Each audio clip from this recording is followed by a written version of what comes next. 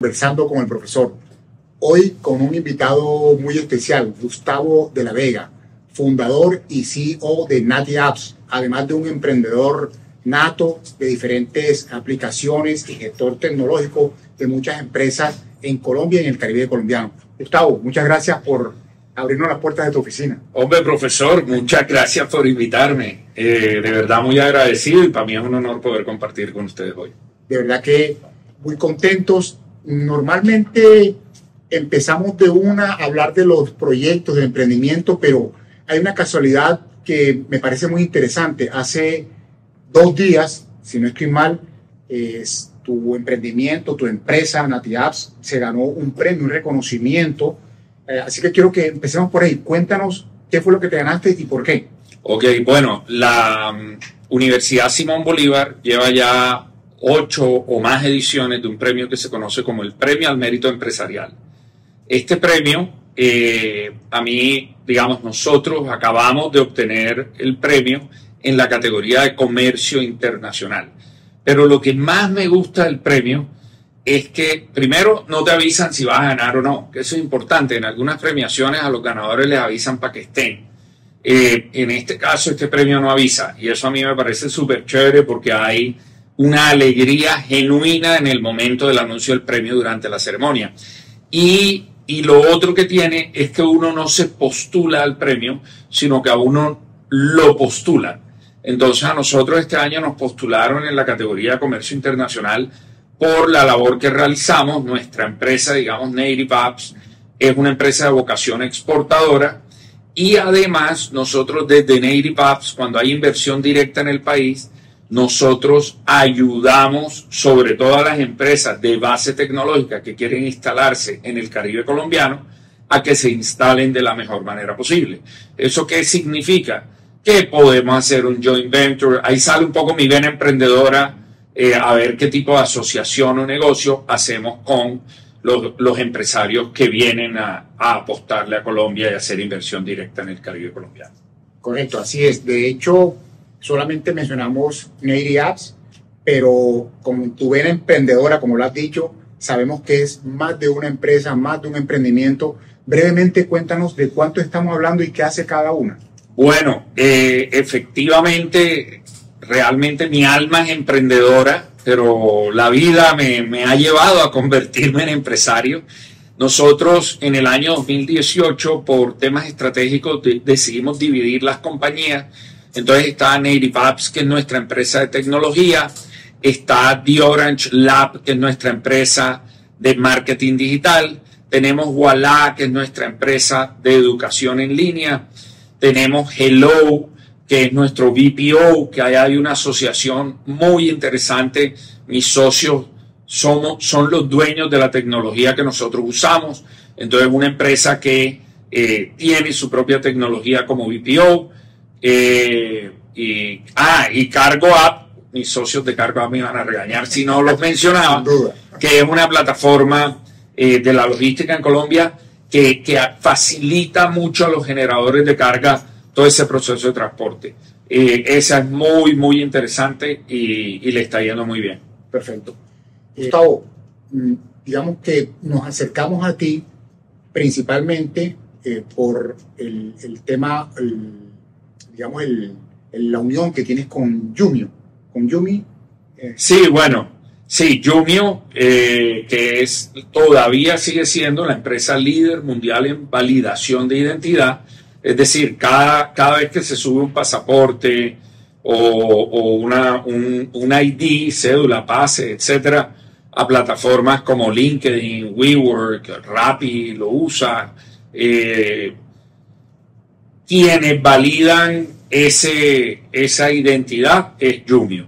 Nosotros con ellos nos ganamos el proyecto de Colombia en el año 2018, muy curioso, y hay una historia detrás de cómo nos lo ganamos, que puedo contar. Un proyecto a 5 años que terminó este año terminó, digamos, el proyecto que había de Jumio en Colombia, pero pues Jumio sigue operando y yo sigo siendo parte de la organización durante unos meses más y luego quedo con accionista, pero chiquititico.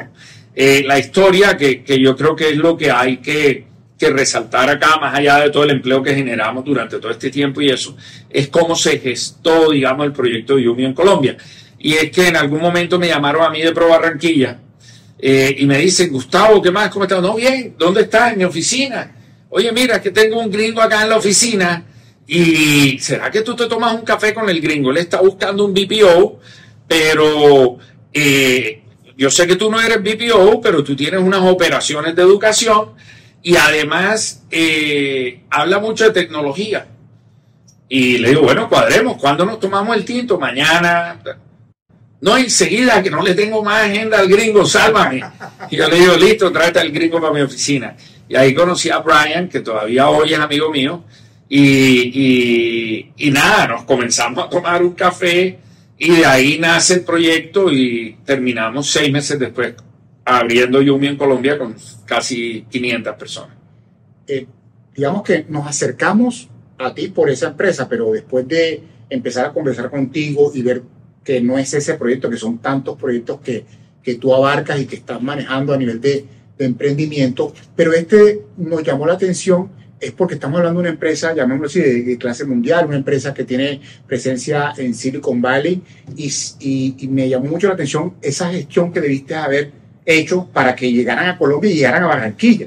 Claro, y te voy a contar la otra parte del ejercicio, la que sucede en el café, y te voy a contar además el proyecto nuevo que ya tenemos instalado en Colombia a partir de junio, porque eso enmarca casualmente la labor que nosotros desde Native Apps y como emprendedores, digamos, hacemos, porque al final yo creo que el ADN de la compañía es mucho el ADN de su líder, de cómo realmente ayudamos a otros emprendedores y otros inversionistas a instalarse en el país. Y es que Brian, cuando está en mi oficina, yo le digo, Brian, ¿qué necesitas? Y me dice, yo necesito instalar 500 sillas, o sea, tener operativas 500 sillas en 60 días. Y entonces yo le digo, Brian, ¿y tú ya tienes la oficina, tienes el espacio? Y me dice, no, no tengo nada. Le digo, mira, Brian, yo no sé con quién te has reunido en Barranquilla hasta este momento o en Colombia, pero si alguien te dijo que sí, se va a enredar. Porque yo no soy la persona que te va a decir que sí, el proyecto me parece súper interesante. Si tú quieres, vamos los dos a tu junta directiva, decimos que sí, pero a los 2 meses a ti te votan y a mí me demandan. Entonces, él obviamente se rió. Al final terminamos montando, nos ganamos el proyecto, y nos ganamos el proyecto no solo por el apoyo de Pro Barranquilla y de Pro Colombia, que es clave en el ejercicio, sino que porque yo creo que en el Caribe en general, pero particularmente en Barranquilla, se trabaja en equipo, y esa es la gran ventaja competitiva de la ciudad. Entonces, con Yumio, que lo trajo entre Pro Colombia y Pro Barranquilla, sentaron a Brian en mi oficina. Yo además les mostré los números de manera transparente, porque yo estaba compitiendo con otras compañías, voy a omitir los nombres, y yo decía que son muy grandes, que son multinacionales. Yo no tenía negocio de BPO en ese momento. Dije, ¿cómo le gano? Y la única forma que al parecer me resultó, porque pues me gané el proyecto de Yumio, era siendo 100% transparente. Yo les mostré mis costos, les mostré las cotizaciones de los proveedores, todo, y les dije, hey, yo quiero hacer negocio de esta manera. Y ellos vieron que efectivamente lo que yo les había mandado era información real, porque ellos tenían también la cotización de los proveedores. Entonces, así nos ganamos la tarea, pero ahora acabamos de iniciar operaciones de Simplex Group, que es una empresa que presta servicios y productos a empresas de camiones en los Estados Unidos, que fue un poco igual. Un amigo mío, curiosamente, de Nueva York, o sea, un amigo mío gringo, me llama y me dice, oye, voy para Barranquilla y Cartagena con unos amigos que quieren instalarse en Colombia o están evaluando Colombia, y yo creo que tu modelo de negocio, como tú lo planteas, funciona. Okay. Y le digo, ¿y cómo lo planteo yo? Y me dice, no, porque tú ayudas a la gente y después mira si hace el negocio o no. Y le digo, pues sí, es que efectivamente uno debe tratar de ayudar a la gente, porque cada empresa que se instale en el Caribe es una empresa que genera empleo, que hace inversión, que genera un montón de beneficios. Entonces yo le dije al amigo mío, hombre, claro que sí, vamos a comer. Y me dice, sí, pero es que la agenda está full, no sé qué, en Cartagena. Y me fui yo a comer a Cartagena con ellos. Y de ahí les expliqué y les dije, mire, conmigo es fácil. Si no hacemos negocios, no se preocupen, tienen un amigo acá. Lo que si no se van a salvar es seguirme invitando a almorzar y a comer, o a tomar café. Entonces yo creo que es de resaltar, enmarcado en ese tipo de proyectos puntualmente, cómo encuentras un ecosistema empresarial que realmente trabaja en equipo. Y lo veíamos en la premiación de los premios al mérito empresarial. Estaban todos los líderes gremiales y empresariales de la ciudad apoyando el premio. Pues aparte que la labor que ha hecho Tatiana Bolívar en el premio ha sido muy importante. Así es. De hecho, Gustavo, algo que yo resalto en tu lenguaje, en tu vocabulario, es el tema Caribe, el ADN Caribe. Y lo digo por dos cosas. Primero, por tu forma de expresarte, de hablar muy Caribe, nada de adornos, nada de sino muy Caribe, y eso lo hace sentir a uno orgulloso. Pero además de eso, es que, y lo has mencionado como unas 4 veces en lo poquito que llevamos hablando, es el ecosistema, es el apoyo, es que en Caribe trabajamos en llave. Eso de verdad que lo resalto y me parece interesante porque nosotros a veces nos subestimamos o pensamos muy pequeño a nivel regional, a nivel país, pero tú lo resaltas como algo positivo de la región y que tenemos una ciudad de muchas oportunidades. Es así. Primero, a mi esposa me gusta eso que dice del lenguaje Caribe. A ella no sé qué tanto le va a gustar porque ella dice que es que yo soy criollo, que soy muy criollo.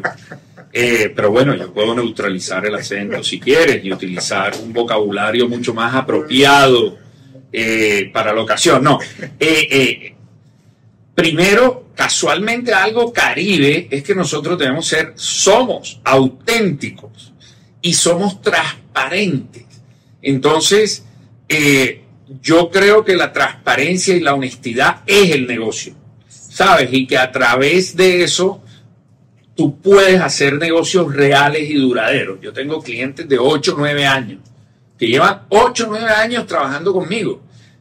Clientes de muy largo plazo. El proyecto Yumio estaba 5 años y duramos los 5 años.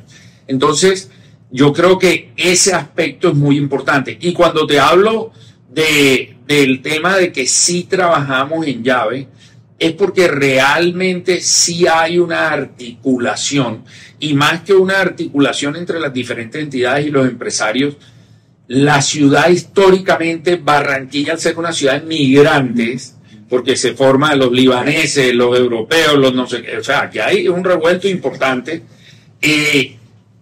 hay colaboración. Entonces, cuando yo llego a la ciudad en el año 2015, me encuentro con, oye, y llegaste y ¿qué quieres hacer? ¿Y en qué te podemos ayudar? Y ven y te tomas un café. Inclusive, no, como dicen por ahí, y no sé si van a ponerle el pito o no en la edición, pero me importa un carajo, no es política, es realidad. A mí cuando yo estaba recién llegado me llegó una invitación a un desayuno y una invitación de un señor Jaime Pumarejo. Jaime no lo conocía, no tenía ni idea que era así, candidato a la alcaldía, pues bien por él que se va a lanzar esa vaina, no tenía ni idea quién era. Resulta que había hecho un desayuno con empresarios y emprendedores de la ciudad porque quería ver cuál era nuestra necesidad principal para incorporarle a su plan de gobierno, y fue el bilingüismo. Y hay que ver cómo la alcaldía fue su mayor apuesta. Yo creo que le ha ido muy, muy bien en eso, porque escuchó a los empresarios, y a mí ese gesto me sorprendió muchísimo.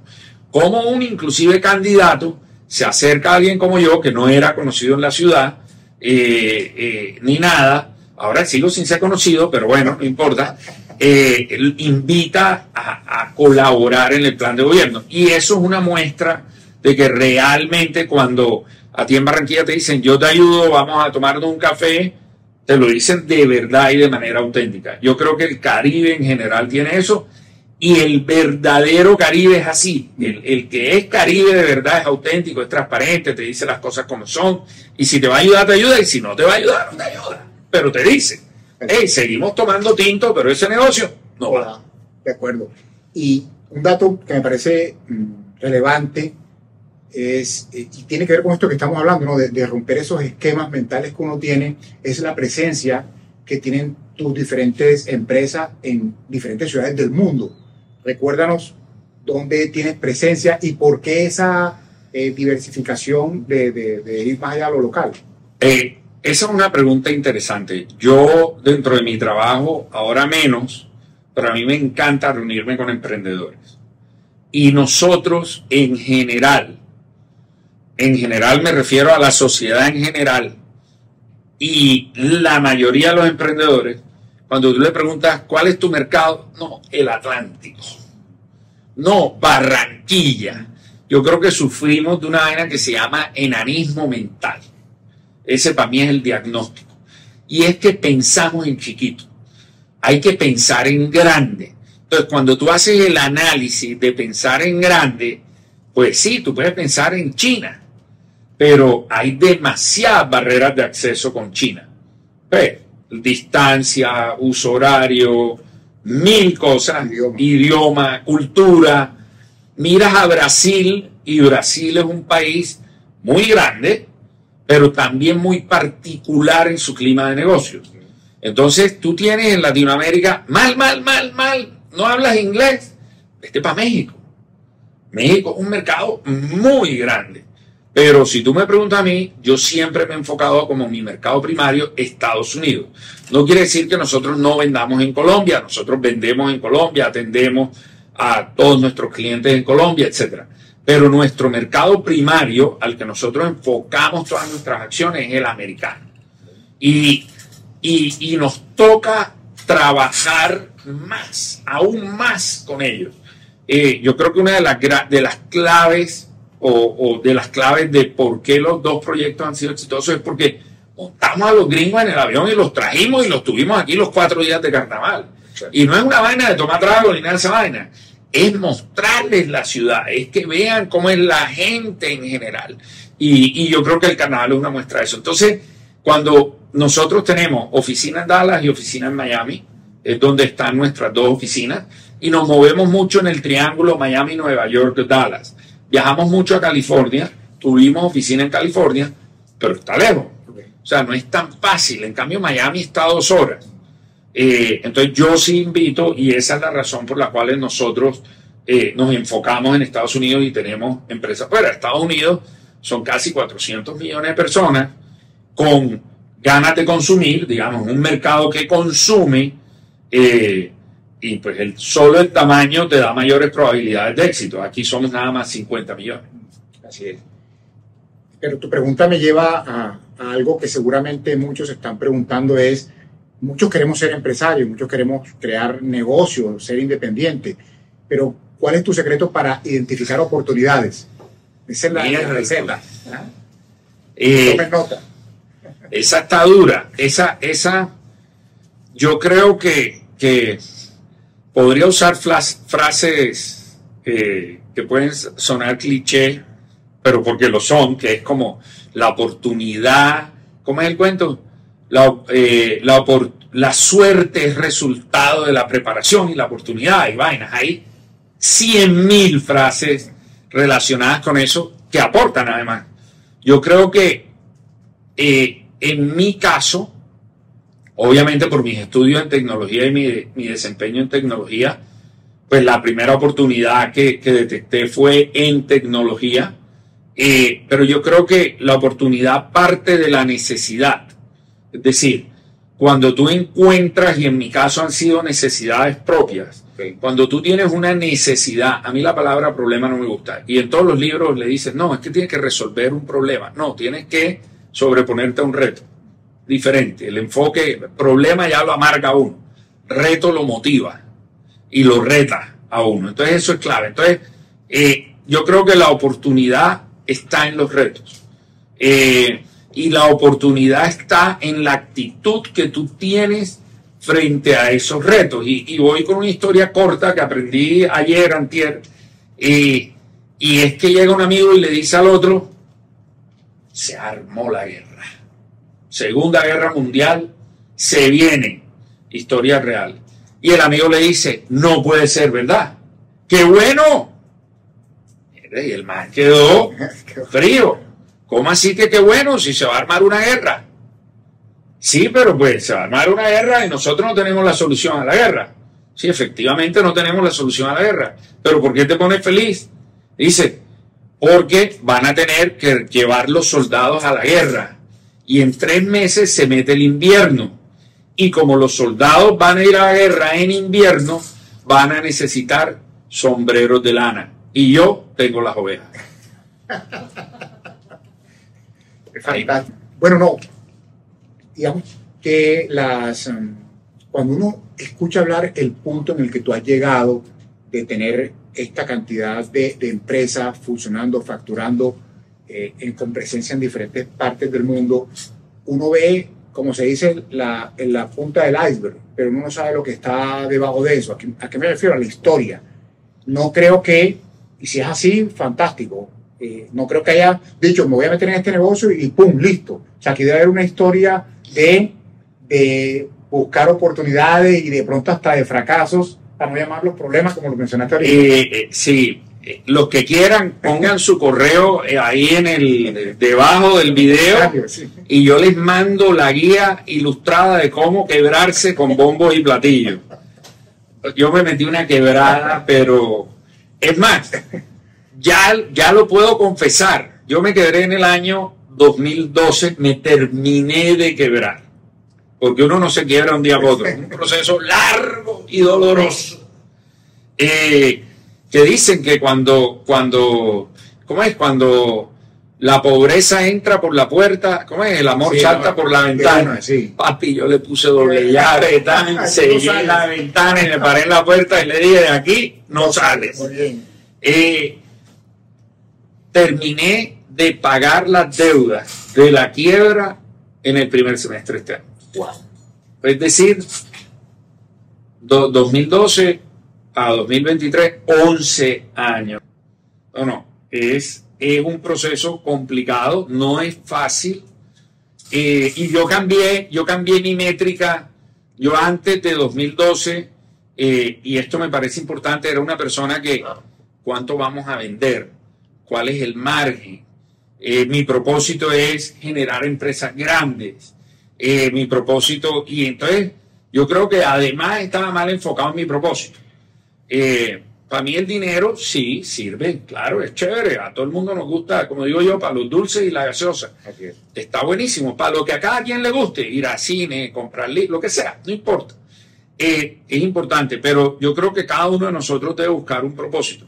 Entonces, después de esa quiebra, mi propósito es generar empleo. Pero ahora lo refiné. Yo no quiero generar empleo. Yo quiero generar oportunidades. Porque es que no siempre el empleo es el resultado de generar la oportunidad. Pero sí, yo me quebré en el año 2012. Fue un proceso, tenía todos los huevos en la misma canasta. Tomé mal la decisión, la tomé yo soy el responsable, que ese es otro aspecto importante del emprendedor y del empresario. O sea, para que a ti te vaya bien o seas exitoso de acuerdo a tu definición de éxito, porque esa es otra cosa que yo creo. Cada quien tiene la suya. O sea, yo conozco a alguien que está dedicado al negocio de kitesurf. Ese es su negocio, el man vive feliz en su casa al lado de la playa y esa es su definición de éxito. Entonces, de acuerdo a la definición que cada quien tiene de éxito, hay 2 aspectos, el de la transparencia, la honestidad, que ya lo mencioné, y el otro, yo no he encontrado una traducción literal al español de la palabra, que en inglés es accountability. Y de hecho, buscamos la definición y la definición dice, es alguien responsable que hace que las cosas pasen. Responsable es, yo fui el responsable de quebrarme, no fueron los 98 empleados. Porque al final en una organización el mayor responsable es el líder. Cada quien responde por sus pedazos. Entonces sí, no ha sido fácil. Hemos tenido momentos buenos, momentos malos, momentos muy malos y momentos muy buenos. Y yo creo que ahí en la resiliencia también está un poco la clave. Y leía una frase de John Lennon que dice, si las cosas están mal, es porque todavía no has terminado. Claro, porque al final lo que te está diciendo es fresco que van a mejorar. Exacto. Pero la tarea hay que hacerla. De acuerdo. Así es. Digamos, en la charla de Caribe Biz, tú presentaste, bueno, digamos, este tipo de material que estamos construyendo para compartir, como digo yo, con los alumnos del profesor, alumnos y alumnas, tiene dos partes. Una parte es la historia, las empresas, o sea, como ese storytelling, pero otra es darle una serie de recomendaciones, consejos, si se podría decir, o mensajes a todas esas personas que quieren seguir aprendiendo, seguir o de pronto implementar un negocio, una innovación.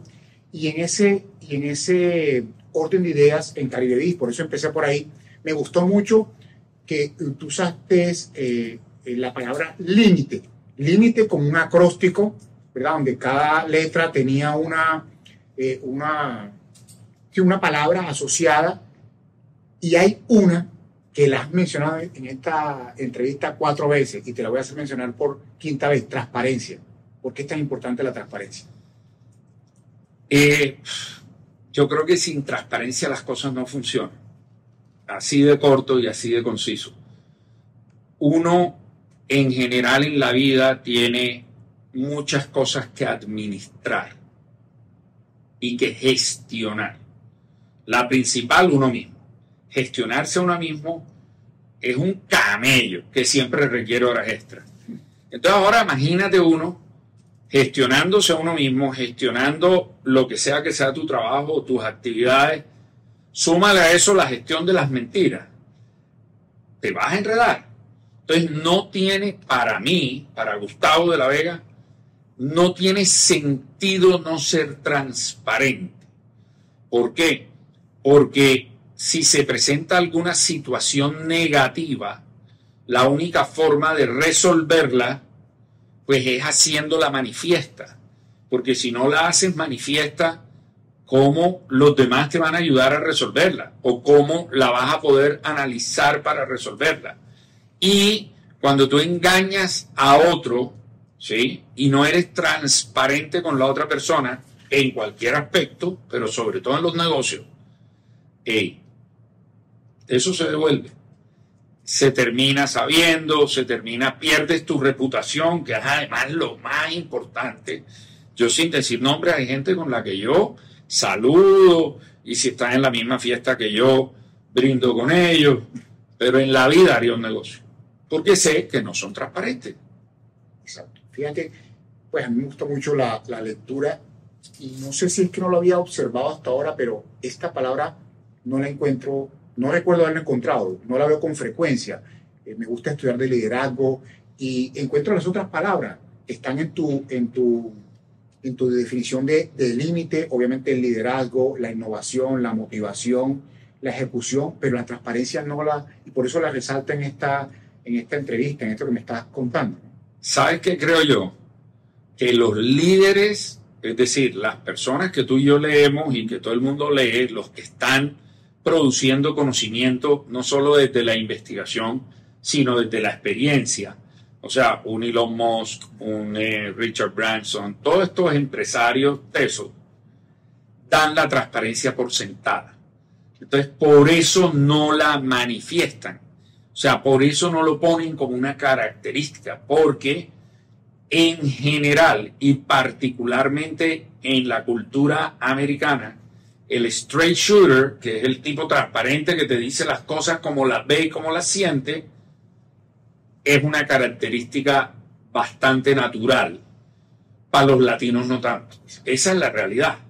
Los latinos somos, nos gusta a veces maquillar un poco más las cosas, para no decir y no usar un término negativo. Entonces yo creo que por eso es que vale la pena traerla a colación. Sí. Muchas veces nosotros no decimos que está mal, no decimos... Hay una reunión que, si mi memoria no me falla, la que la hacían eran los fundadores de Airbnb, que decían, era una reunión para 3 cosas: los elefantes, el pescado hediondo, y la tercera palabra, ellos utilizaban perdón la expresión, pero es la que utilizaban ellos en inglés, el vómito.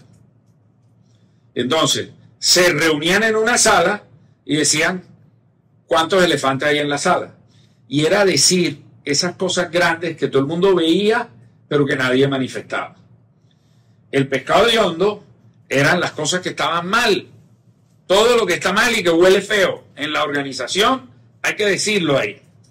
Y la tercera palabra, que no me gusta usarla, pero básicamente era la invitación a que te desahogaras y vomitaras las cosas malas que tú tenías adentro para poderlas resolver. Entonces, muchas veces en las organizaciones no nos comunicamos por miedo a no sé a qué, porque como yo soy transparente, yo eso no lo entiendo muy bien, y eso le hace muchísimo daño no solo a las personas, sino a la organización. De hecho, hay una teoría, digamos, o movimiento que se llama Estrategias Emergentes de Alejandro Salazar, donde él dice que la clave de la estrategia emergente está en las conversaciones difíciles. Entonces, a la gente no le gusta tener las conversaciones difíciles, y eso también limita un poco tu transparencia. Hombre, eso hay que hablarlo para poderlo resolver. Es que a mí a veces me llaman y dicen, pasó esto. Ajá, y lo resolvieron. No, ¿por qué no lo resolviste tú? Y le dije, pues porque nadie me dijo. O sea, entonces es muy difícil, ¿no? Entonces yo sí creo que la transparencia está, sino que muchas veces la damos por sentada. De acuerdo, ¿no? Y te lo agradezco porque ya va a ser parte de mi vocabulario, de mis definiciones de liderazgo, y va a ser parte del material que voy a trabajar para todos mis seguidores. Y apuntando eso que tú acabas de decir, de ese mindset, de esa forma de pensar, uno podría pensar que si uno piensa en los empresarios anteriores, los antiguos, los dueños de empresa, uno se los imagina como gordos, viejos, y hoy en día hay ese cambio de paradigma. Hoy los empresarios son jóvenes, hermosos como nosotros. Importante. Sí, un dato que había que decir. Claro. Y deportistas. Y toco esto porque sé que tienes tu afición por el running. Entonces, ¿cómo haces para, con una agenda tan ocupada, dedicarle tiempo al deporte? ¿Y qué, digamos así, símil o metáfora puedes hacer entre la innovación y el correr? Mira, el tema es el siguiente. Yo creo que la disciplina, o una de las fuentes a través de las cuales un ser humano se puede volver disciplinado, es el deporte. Entonces yo cuando era un niño, ahora estoy adulto joven, sí, ahí como no estoy tan adolescente ya, he tomado, digamos, me quedó de cuando era niño, que fui nadador. Yo entrenaba 4 o 5 horas diarias, más los sábados otras 2 o 3 horas, o sea, 6 días a la semana. A mí me quedó un poco la disciplina. Y ahora, digamos, ahora es hace 10 años, comencé a correr. Comencé a correr nuevamente, porque a mí me ha gustado siempre. ¿Y por qué hago mención que hace 10 años? Porque me puse una meta, y ya lo voy a concatenar este cuento del deporte con el tema del empresariado y sobre todo con el tema de la innovación, que es muy importante. Entonces, yo me puse una meta, y es que un día me desperté y dije, voy a correr media maratón. Y entonces dije, ok, voy a arrancar. Yo vivía en Bogotá en esa época y dije, voy a arrancar por la media maratón de Bogotá, que la tengo en la ciudad. Comencé a entrenar en cinta, pero me inscribí a 10 kilómetros, porque era, o sea, ya está. Y en el primer kilómetro me lesioné. Y me tocó llegar a pie a la casa. Me tironeé, y la razón por la cual me tironeé es porque no me había preparado adecuadamente. No me había preparado adecuadamente. Entonces, yo creo que la preparación es muy importante, tanto para el empresario como para la innovación. Y aquí es donde viene la actividad que se hace en el deporte, sobre todo en el running, pero en todos los deportes, y que la contaba Michael Phelps Michael Phelps fue un tipo que en 7 años no dejó de tirarse a la piscina un solo día. Todos los días entrenó. Y él decía, cuando yo llegué a los Olímpicos, después de ese ciclo de entrenamiento de 7 años, yo sabía que nadie me iba a ganar. Y suena horrible, pero el man dice, a mí nadie me iba a ganar. Y la razón de por qué él sabía que nadie le iba a ganar era porque nadie se había entrenado en la manera en la que él lo había hecho durante los últimos años. ¿Sí? Y él dice que no hay nadie en el deporte que se haya entrenado de la manera que él se entrenó. ¿Sí? Entonces, cuando tú haces running, digamos, en mi caso, lo que uno hace es adicionar kilómetros. Y ese adicionar kilómetros es lo que te lleva a estar mejor preparado para la carrera. Obviamente algunos puristas del deporte sí, tienes que hacer diferentes tipos de entrenamiento, etc. Claro que sí. Pero al final es la acción repetitiva sobre una actividad específica la que te lleva a ser mejor. Ahora, en la innovación es eso. La innovación o los cambios o el progreso, uno lo entiende de 3 maneras. Incremental, transformacional y disruptivo. Okay. El más común es el incremental. ¿Y ese cómo se logra? Coges un problema, lo analizas y por qué, y vas introduciendo cambios que te van llevando a mejorar el producto, el servicio, lo que sea que ofrece en la compañía, y que al final terminas con algo innovador. ¿Sí? Y ese es el más común, cuando tú todos los días haces algo y lo analizas y lo mejoras y llegas al resultado final que viene siendo una innovación. Las disruptivas es la más difícil de todas, porque la disruptiva comienza con la destrucción de algo. Entonces, cuando tú destruyes algo, volver a construirlo, pues es muy complicado.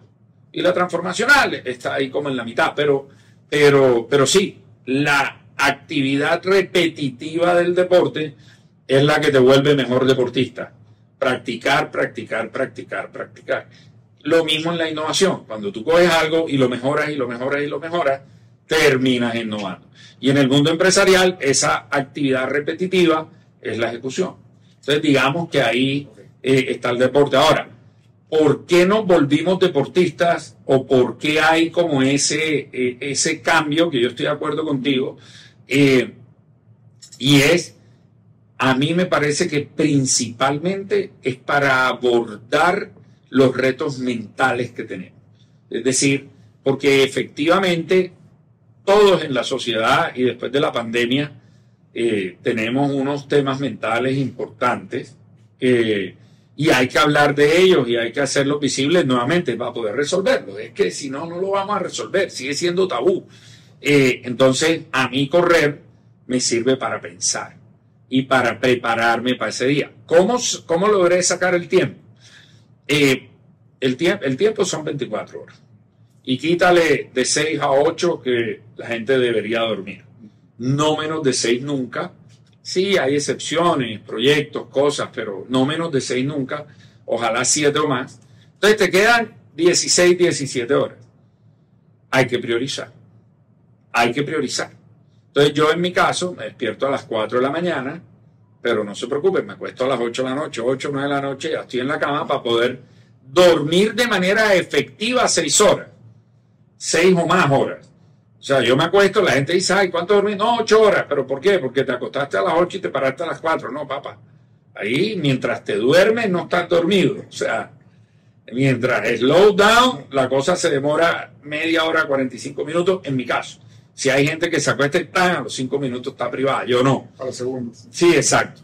Entonces comencé a cambiar mi ciclo de sueño para poder despertarme a las 4 y sacar el tiempo y definir el tiempo. Entonces yo salgo a correr dependiendo del día del entrenamiento.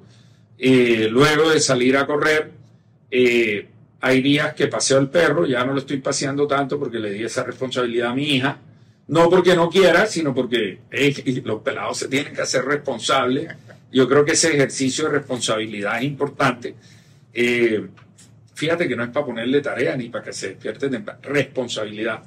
es importante, pero ya no estoy, yo le contaba a alguien en estos días, le decía, yo me despierto a las 4 y a las 7 de la mañana yo ya entrené, por lo menos una hora, hora y media, hice de 15 minutos a media hora de italiano, leí media hora y estoy listo para desayunar en familia. Ese entre las 4 y las 7 es como mi espacio, ¿sí? Entonces nosotros, el deporte nos lleva a tener nuestros propios espacios que nos permiten prepararnos para la vida empresarial. A mí, antes que me lesionaran el primer kilómetro, ya yo no, hay gente que ve el ejercicio o el deporte como, uy, me toca correr. A mí ya me pasa lo contrario. Yo aterricé ayer de un viaje, no había podido entrenar en 2-3 días, salí a correr esta mañana y dije, uy, por fin pude volver a salir a correr. O sea, a mí se me vuelve, ahora es al revés, el día que no salgo, me enredo, estoy mal. Entonces yo creo que el deporte a los empresarios nos ayuda a eso y nos ayuda a ser más disciplinados. Y eso nos permite, obviamente, ser exitosos en procesos de innovación o en las mismas compañías. De acuerdo. Ahorita te cuento una historia asociada a esto que estamos hablando, a esta entrevista contigo y al tema del running. Pero antes de eso no quiero que se me quede por fuera una idea que me quedó desde que te escuché en Caribe Biz. Y hay un libro que se llama Hable como en TED, de Carmín Galo. Y él decía que las presentaciones, entre otras cosas, deben tener 3 elementos. Deben ser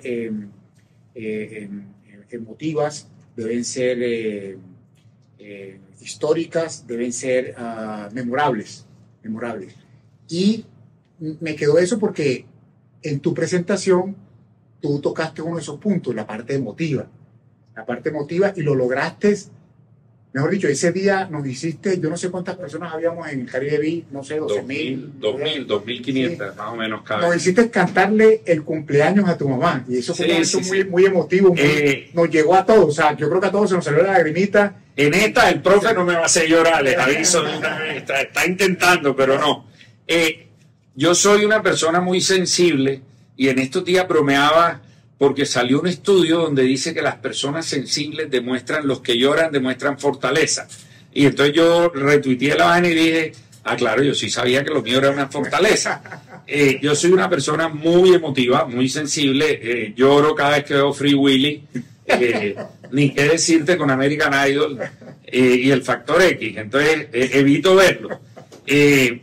Pero primero, y allá iba, yo creo que las presentaciones, y volvemos otra vez a lo mismo, al ser sinceras, son auténticas y transparentes. Entonces eso hace que logres conectar. Claro. Y de un entrenamiento que hice para Endeavor, que por ahí está el Inspire Day de Endeavor, yo hice mi presentación y todo, y los tipos me dijeron, hey, tienes que ponerle un toque más personal, cambia esas fotos de stock fotos por fotos tuyas, de tu familia, de tu equipo, de tal.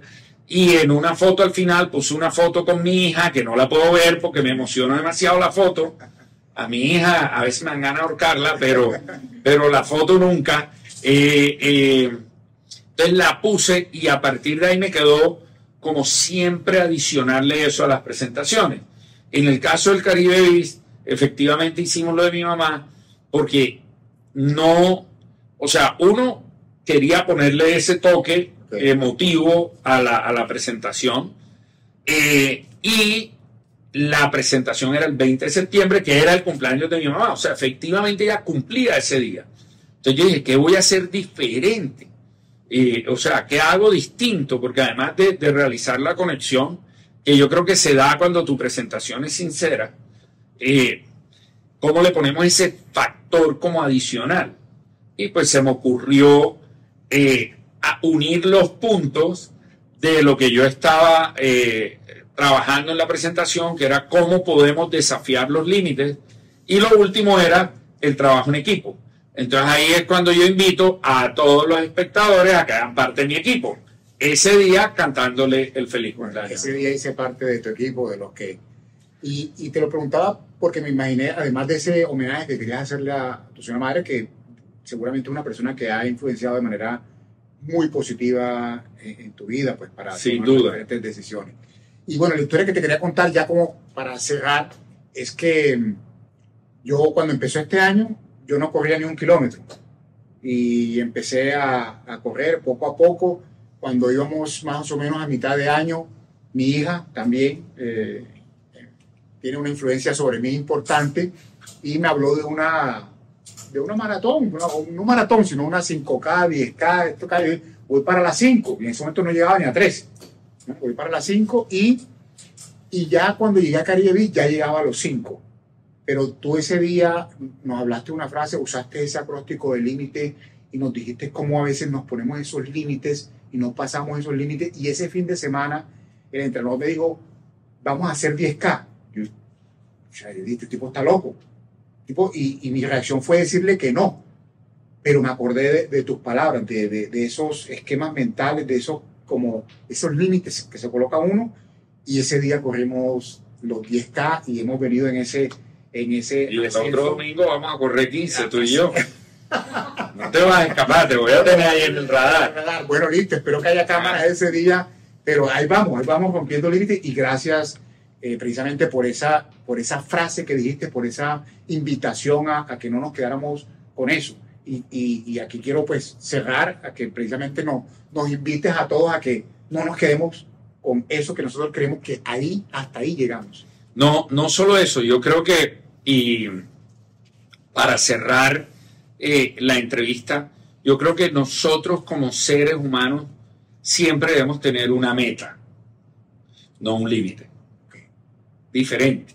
Por eso yo cerraba ese día la presentación del Caribe Beach diciendo que los límites nos los ponemos nosotros, pero que las personas exitosas son aquellas que cogen esos límites y los vuelven metas.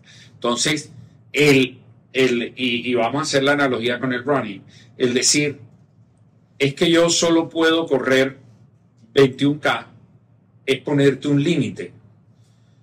Fíjate cómo decía yo, echaba el cuento de cuando comencé a correr hace 10 años nuevamente. Dije, mi objetivo era correr 21K. ¿Sí? Entonces, en el lenguaje, inmediatamente en la comunicación, ya tú planteas el reto de otra manera. Cuando tú planteas el reto de otra manera, pues te enfocas de otra manera para conseguirlo. Y cuando llegas a los 21K, pues ya en mi caso, yo ya me planteé, quiero correr, porque ya yo estoy haciendo por lo menos 4 medias maratones por año. Entonces yo quiero correr mis primeros 42 del año que viene. Entonces ya voy detrás de la primera media maratón. Porque más allá de convertir los límites en metas, cada vez que tú alcanzas un objetivo, por pequeño que sea, inmediatamente tienes que ponerte el siguiente para poder seguir progresando en lo que sea que haga. Empresarial, deportivo, artístico, en lo que sea que haga. Ponte un objetivo retador, cúmplelo y ponte el siguiente. Gustavo, muy agradecidos contigo por esta entrevista, por este espacio, por compartir tu historia, tus enseñanzas, tus recomendaciones. De verdad que nos llevamos unas lecciones invaluables. Personalmente ya he aplicado varias de las que nos has entregado en el material que hemos compartido contigo en las presentaciones. Así que de verdad no tengo cómo agradecerte y bueno, esperamos que sea el inicio de una gran amistad. Siempre las puertas están abiertas acá, claro que sí. Muchísimas gracias por la invitación. Yo espero poderles aportar algo de conocimiento a través de mi experiencia. Un mensaje final, hay que hacer que las cosas pasen. Muchas gracias, Gustavo. Gracias a ustedes.